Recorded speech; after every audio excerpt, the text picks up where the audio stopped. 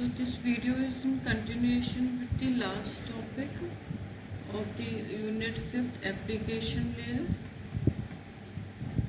Right, so our next topic is IMAP, which is Internet Message Access Protocol. In the last topic we discussed about the POP3, right? POP3 was used to read the emails. POP3 normally, what were the problems with the POP3 we'll discuss over here. POP3 normally download all stored messages at each contact, right? So what it does is it download the messages to the each contacts. The result is that the user's email quickly gets spread over multiple machines, right? So what happens is that emails spread quickly to all the machines connected, right? More or less at random, some of them not even the users, right? So it get copied to all the machines connected, even though those were not related to the that. The disadvantage gave rise to an alternative final delivery protocol, which was IMAP, Internet Message Access Protocol, right? So what it does, let's understand. IMAP assumes that all the email will remain on the server indefinitely in multiple inboxes, right? So what it assures that the emails will reside only on the servers in the multiple mailboxes for the multiple users, right? IMAP provides an extensive mechanism for reading messages or even parts of messages, right? So it provides special mechanisms for reading the messages, a feature useful when using a slow modem to read the text part of a multi-part message with large audio and video attachment, right? So it provides special services to read the messages even when the modem is slow and the email is containing various parts of the large audios and the videos attachments. So this was all about the IMAP, right? So our next protocol is HTTP. HTTP is the short form for the Hypertext Transfer Protocol.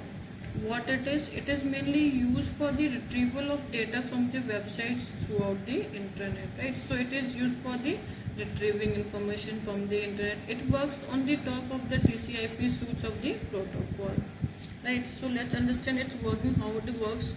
HTTP uses a client server model, right? So it uses a client server model where web browser is the client. Okay, so web browser will be client over here, then client communicate with the web server hosting the website. Then with the help of the web browser, client will communicate with the web server. Next, whenever a client requests some information to the website server, the browser sends a request message to the HTTP server for the requested object, right? So whenever clients want some information from the website server, so it will send a request to the HTTP server. Now what happens then? HTTP opens a connection between the client and the server through the TCP. Now what HTTP will do, it will provide a connection with the client and the server with the help of the TCP, right? TCP sends a request to the server which collects the requested data. HTTP sends a request to the server which collects the requested data. Then it will send the request to the server and then it will fetch the data from the server. The HTTP sends the HTTP sends the response with the object back to the client, right? After that, it's receiving information from the server. It will provide this information back to the client, and after that, the connection will be released. So this was the function of the HTTP, how it works, right? So HTTP can be categorized into the two parts. First is the non-persistent HTTP connection. Second is persistent HTTP connection. Let's understand what these are. So non-HTTP connection is one that is used for serving exactly one request and sending one response. Okay? So in non-persistent, what will happen? At the time, only one request will be entertained. That means only one request will be served for the request and the response. Where in case of the persistent HTTP, connection is one that can be used for serving multiple requests, right? Here it will have only one connection, but it will provide the multiple services, right? Next, in non-persistent HTTP serves server closes the TCP connection automatically after sending a HTTP response, right? After it will return the response to the client, the HTTP will release its TCP connection, right? While in case of persistent, HTTP server closes the TCP connection only when it is not used for a certain configuration amount of time. What is happening in the non-persistent? When it returns the response to the client, it releases its connection. While in case of the persistent, it waits for some ideal amount of time. Only after that it will release its connection. Right. Next, a new separate TCP connection is used for each object. Right. So each object will have separate TCP connection. In case of persistent, a TCP connection is used for sending multiple objects one after the other. Here we will use only a single connection for sending multiple objects. So this was all about the HTTP and its type.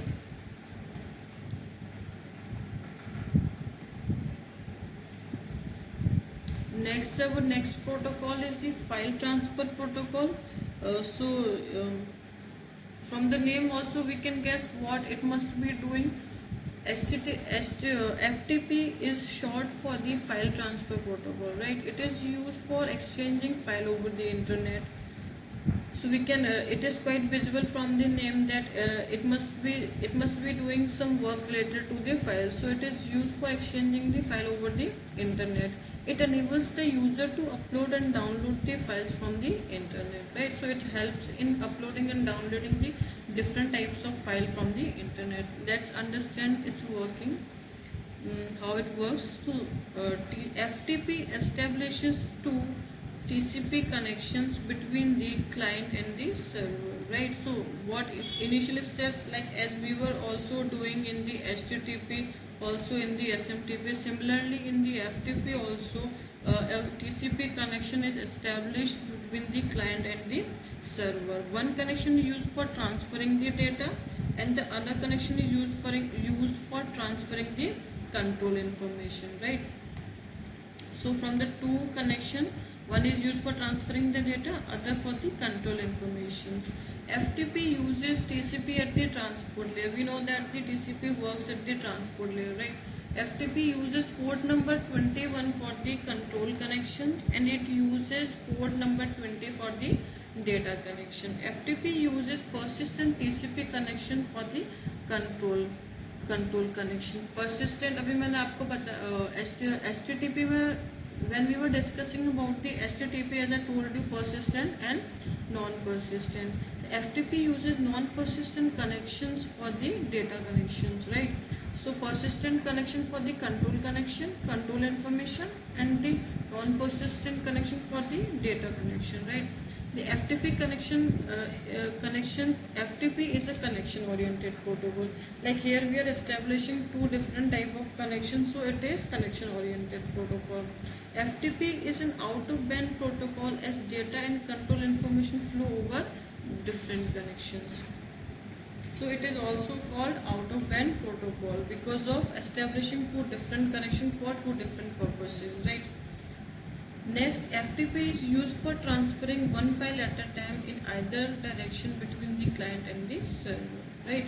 So this was all about the HTTP, how it functions, what FTP is, and we can also see it from the diagram. This was the client and this was the server. A connection was established between them and then files could be transferred between them.